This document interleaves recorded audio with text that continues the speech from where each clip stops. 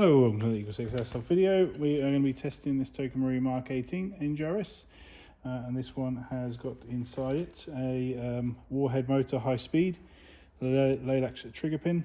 It's got the Gate Titan Basic, Psionic ARL, the No7 kit. It's got the Prometheus 20:1 gears, Prometheus bearings. It's got the Prometheus anti-reversal latch. It's got the Laylax 280mm wide cut window barrel. It's got the FPS Tappet plate. It's got the FPS Spring guide, FPS Piston Head, FPS Piston, FPS Cylinder, FPS Cylinder Head, FPS Air Nozzle, EagleSix upgraded Recoil spring, and EagleSix main spring.